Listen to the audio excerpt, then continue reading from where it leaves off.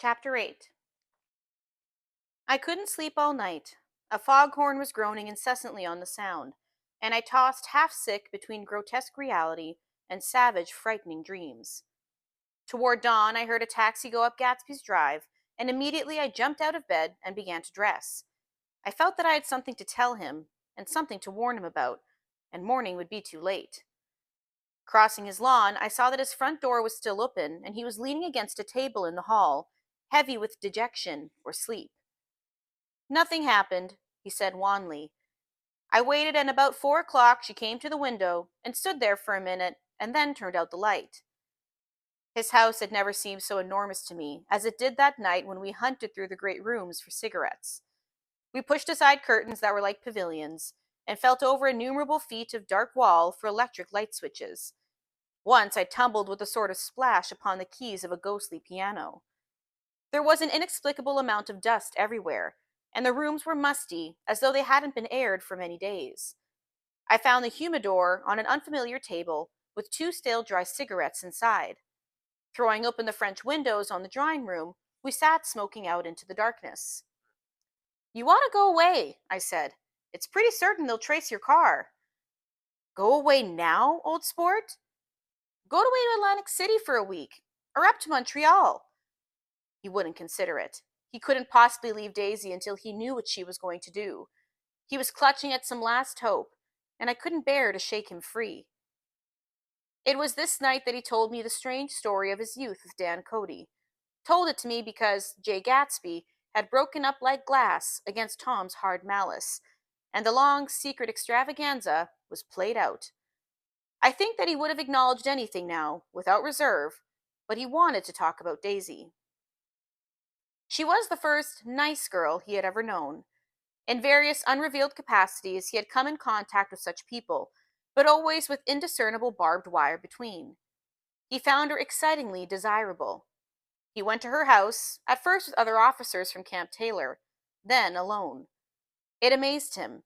He had never been in such a beautiful house before. But what gave it an air of breathless intensity was that Daisy lived there. It was as casual a thing to her as his tent out at camp was to him. There was a ripe mystery about it, a hint of bedrooms upstairs more beautiful and cool than other bedrooms, of gay and radiant activities taking place through its corridors, and of romances that were not musty and laid away already in lavender, but fresh and breathing and redolent of this year's shining motor cars, and of dances whose flowers were scarcely withered. It excited him that so many men had already loved Daisy. It increased her value in his eyes. He felt their presence all about the house, pervading the air with the shades and echoes of still vibrant emotions. But he knew that he was in Daisy's house by a colossal accident. However glorious might be his future as Jay Gatsby, he was at present a penniless young man without a past, and at any moment the invisible cloak of his uniform might slip from his shoulders. So he made the most of his time. He took what he could get, ravenously and unscrupulously. Eventually, he took Daisy one still October night. Took her because he had no real right to touch her hand. He might have despised himself, for he had certainly taken her under false pretenses. I don't mean that he had traded on his phantom millions, but he had deliberately given Daisy a sense of security. He let her believe that he was a person from much the same stratum as herself, that he was fully able to take care of her. As a matter of fact, he had no such facilities. He had no comfortable family standing behind him, and he was liable at the whim of an impersonal government to be blown anywhere about the world. But he didn't despise himself, and it didn't turn out as he had imagined. He had intended probably to take what he could and go, but now he found that he had committed himself to the following of a grail. He knew that Daisy was extraordinary, but he didn't realize just how extraordinary a nice girl could be. She vanished into her rich house, into her rich, full life, leaving Gatsby nothing. He felt married to her, that was all. When they met again 2 days later, it was Gatsby who was breathless, who was somehow betrayed. Her porch was bright with the bought luxury of starshine. The wicker of the settee squeaked fashionably as she turned toward him, and he kissed her curious and lovely mouth. She had caught a cold, and it made her voice huskier and more charming than ever, and Gatsby was overwhelmingly aware of the youth and mystery that wealth imprisons and preserves, of the freshness of many clothes, and of Daisy, gleaming like silver, safe and proud above the hot struggles of the poor. I can't describe to you how surprised I was to find I loved her, old sport. I even hoped for a while that she'd throw me over, but she didn't, because she was in love with me too. She thought I knew a lot because I knew different things from her. Well, there I was, way off my ambitions, getting deeper in love every minute, and all of a sudden, I didn't care. What was the use of doing great things if I could have a better time telling her what I was going to do? On the last afternoon before he went abroad, he sat with Daisy in his arms for a long, silent time. It was a cold fall day, with fire in the room and her cheeks flushed. Now and then she moved, and he changed his arm a little, and once he kissed her dark, shining hair. The afternoon had made them tranquil for a while, as if to give them a deep memory for the long parting the next promised. They had never been closer in their month of love, nor communicated more profoundly one with the other than when she brushed her silent lips against his coat shoulder, or when he touched the end of her fingers gently, as though she were asleep. He did extraordinarily well in the war. He was a captain before he went to the front, and following the Argonne battles, he got his majority and the command of the divisional machine guns. After the armistice, he tried frantically to get home, but some complication or misunderstanding sent him to Oxford instead. He was worried now. There was a quality of nervous despair in Daisy's letters. She didn't see why he couldn't come. She was feeling the pressure of the world outside, and she wanted to see him and feel his presence beside her, and be reassured that she was doing the right thing after all. For Daisy was young, and her artificial world was redolent of orchids and pleasant, cheerful snobbery, and orchestras which set the rhythm of the year, summing up the sadness and suggestiveness of life in new tunes. All night the saxophones wailed the hopeless comment of the Beale Street Blues, while 100 pairs of golden and silver slippers shuffled the shining dust. At the great tea hour there were always rooms that throbbed incessantly with this low, sweet fever, while fresh faces drifted here and there like rose petals blown by the sad horns around the floor. Through this twilight universe, Daisy began to move again with the season. Suddenly she was again keeping half a dozen dates a day with half a dozen men, and drowsing asleep at dawn with the beads and chiffon of an evening dress tangled among the dying orchids on the floor beside her bed. And all the time, something within her was crying for a decision. She wanted her life shaped now, immediately, and the decision must be made by some force of love, of money, of unquestionable practicality that was close at hand. The force took shape in the middle of spring with the arrival of Tom Buchanan. There was a wholesome bulkiness about his person and his position, and Daisy was flattered.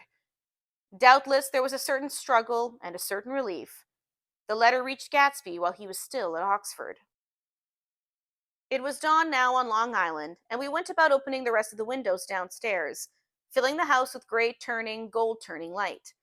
The shadow of a tree fell abruptly across the dew, and ghostly birds began to sing among the blue leaves. There was a slow, pleasant movement in the air, scarcely a wind, promising a cool, lovely day. I don't think she ever loved him. Gatsby turned around from a window and looked at me challengingly. You must remember, old sport, she was very excited this afternoon. He told her those things in a way that frightened her, that made it look as if I was some kind of cheap sharper, and the result was that she hardly knew what she was saying. He sat down gloomily. Of course, she might have loved him just for a minute, when they were first married, and loved me more even then, do you see? Suddenly he came out with a curious remark. In any case, he said, it was just personal. What could you make of that, except to suspect some intensity in his conception of the affair that couldn't be measured? He came back from France when Tom and Daisy were still on their wedding trip, and made a miserable but irresistible journey to Louisville on the last of his army pay. He stayed there a week, walking the streets where their footsteps had clicked together through November nights, and revisiting the out-of-the-way places to which they had driven in her white car. Just as Daisy's house had always seemed to him more mysterious and gay than other houses, so his idea of the city itself, even though she was gone from it, was pervaded with a melancholy beauty. He left feeling that if he had searched harder, he might have found her, that he was leaving her behind. The day coach, he was penniless now, was hot. He went out to the open vestibule and sat down on a folding chair, and the station slid away and the backs of unfamiliar buildings moved by. Then out into the spring fields, where a yellow trolley raced them for a minute, with people in it who might have once seen the pale magic of her face along the casual street. The track curved, and now it was going away from the sun, which as it sank lower seemed to spread itself in benediction over the vanishing city, where she had drawn her breath. He stretched out his hand desperately, as if to snatch only a wisp of air, to save a fragment of the spot that she had made lovely for him. But it was all going by too fast now for his blurred eyes, and he knew that he had lost a part of it, the freshest and the best, forever.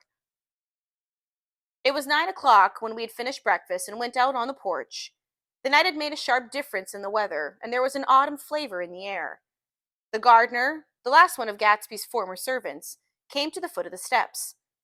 "I'm going to drain the pool today, Mr. Gatsby. Leaves will start falling pretty soon, and then there's always trouble with the pipes." "Don't do it today," Gatsby answered. He turned to me apologetically. "You know, old sport, I've never used that pool all summer." I looked at my watch and stood up. 12 minutes to my train. I didn't want to go to the city. I wasn't worth a decent stroke of work. But it was more than that. I didn't want to leave Gatsby. I missed that train, and then another, before I could get myself away. "I'll call you up," I said finally. "Do, old sport. I'll call you about noon." We walked slowly down the steps. "I suppose Daisy'll call too?" He looked at me anxiously, as if he'd hoped I'd corroborate this. "I suppose so." "Well, goodbye." We shook hands, and I started away. Just before I reached the hedge, I remembered something and turned around. "They're a rotten crowd," I shouted across the lawn. "You're worth the whole damn bunch put together." I've always been glad I said that. It was the only compliment I ever gave him, because I disapproved of him from beginning to end. First, he nodded politely, and then his face broke into that radiant and understanding smile, as if we'd been in ecstatic cahoots on the fact all the time. His gorgeous pink rag of a suit made a bright spot of color against the white steps, and I thought of the night when I first came to his ancestral home 3 months before. The lawn and drive had been crowded with the faces of those who guessed at his corruption, and he had stood on those steps concealing his incorruptible dream as he waved them all goodbye. I thanked him for his hospitality. We were always thanking him for that, I and the others. "Goodbye," I called. "I enjoyed breakfast, Gatsby." Up in the city, I tried for a while to list the quotations on an interminable amount of stock, and then I fell asleep in my swivel chair. Just before noon, the phone woke me, and I started up with a sweat breaking out on my forehead.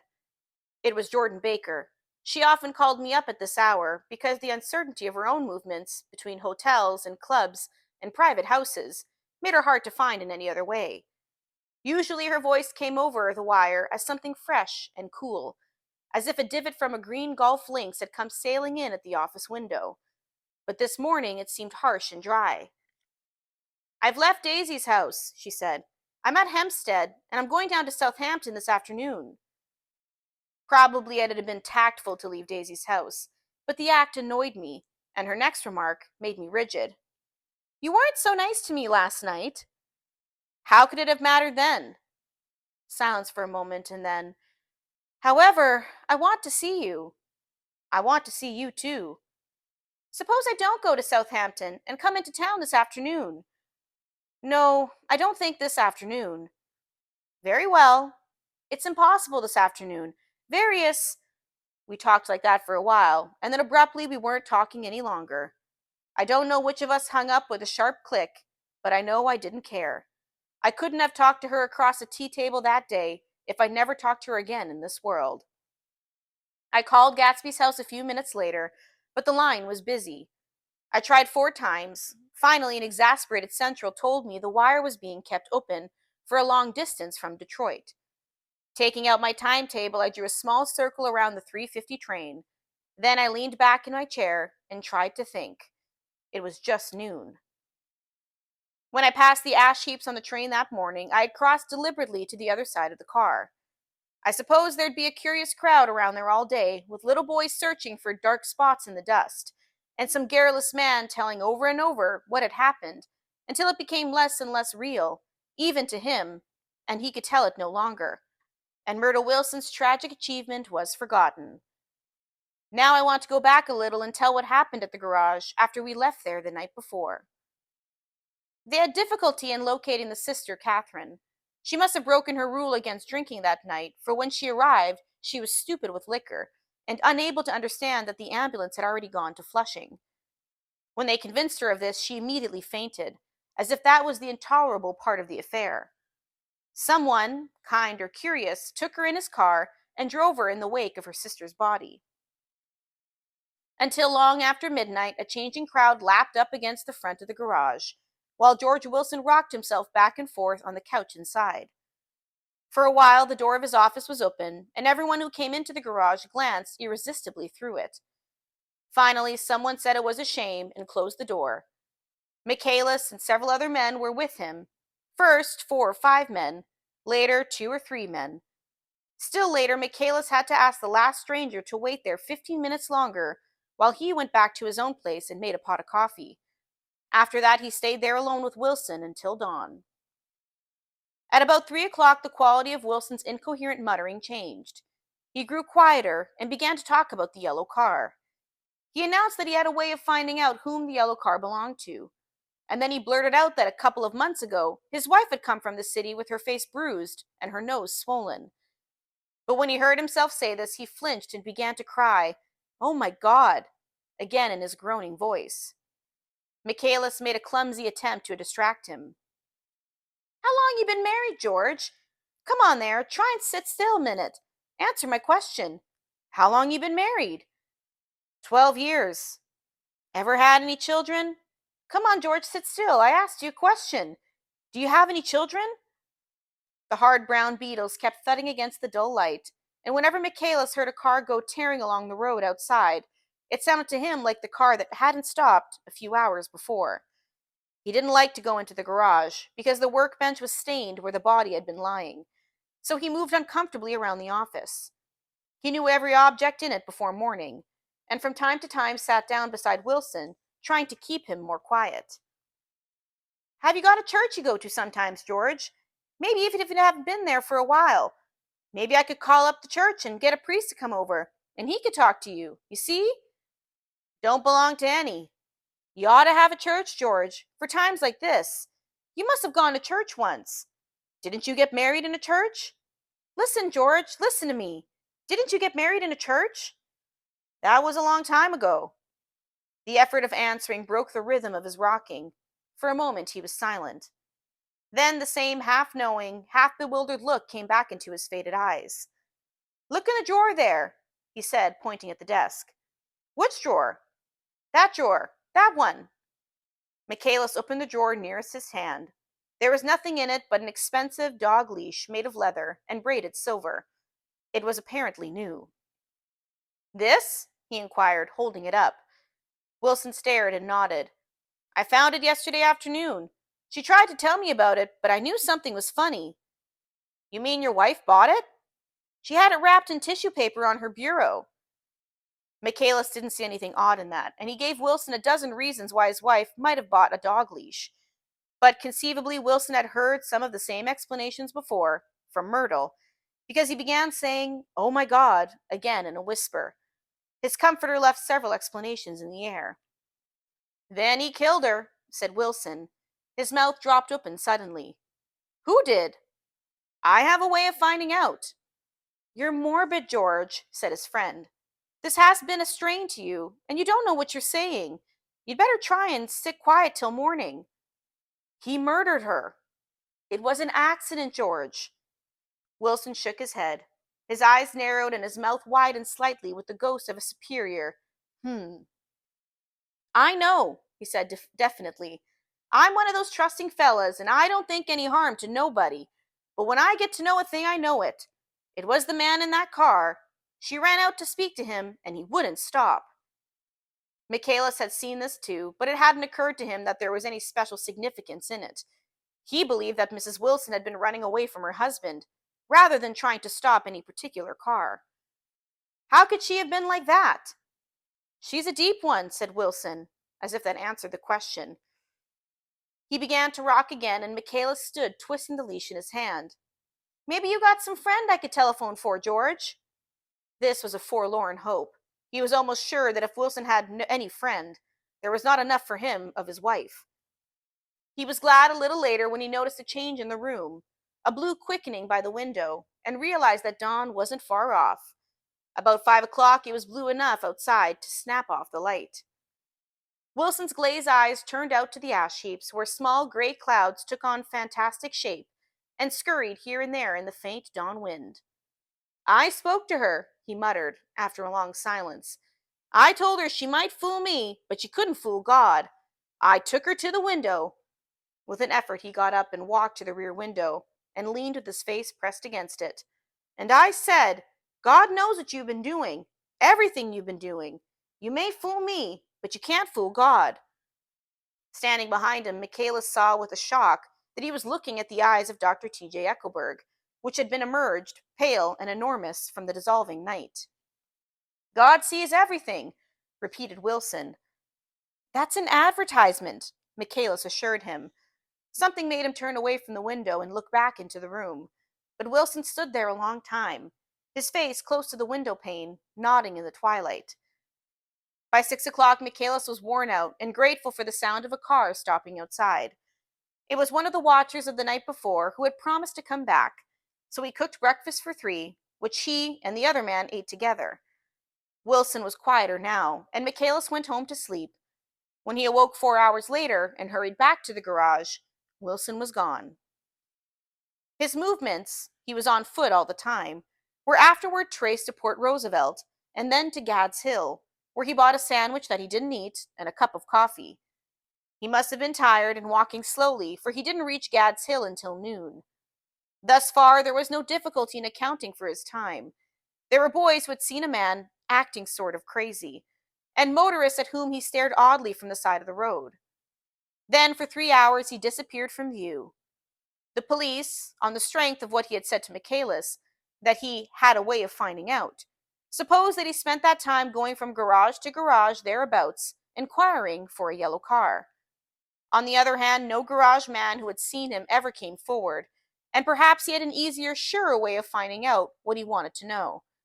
By 2:30, he was in West Egg, where he asked someone the way to Gatsby's house. So by that time, he knew Gatsby's name. At 2 o'clock, Gatsby put on his bathing suit and left word with the butler that if anyone phoned, word was to be brought to him at the pool. He stopped at the garage for a pneumatic mattress that had amused his guests during the summer, and the chauffeur helped him pump it up. Then he gave instructions that the open car wasn't to be taken out under any circumstances, and this was strange because the front side fender needed repair. Gatsby shouldered the mattress and started for the pool. Once he stopped and shifted it a little, and the chauffeur asked him if he needed help, but he shook his head and in a moment disappeared among the yellowing trees. No telephone message arrived, but the butler went without his sleep and waited for it until 4 o'clock, until long after there was anyone to give it to if it came. I have an idea that Gatsby himself didn't believe it would come, and perhaps he no longer cared. If that was true, he must have felt that he had lost that old warm world, paid a high price for living too long with a single dream. He must have looked up at an unfamiliar sky through frightening leaves and shivered as he found what a grotesque thing a rose is, and how raw the sunlight was upon the scarcely created grass.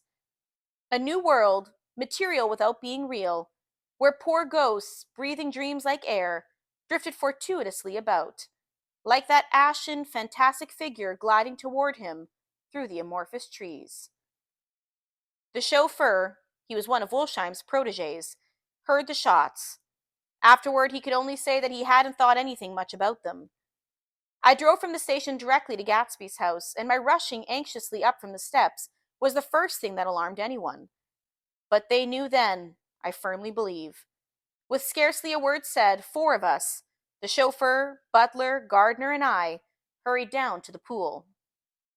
There was a faint, barely perceptible movement of the water as the fresh flow from one end urged its way toward the drain at the other.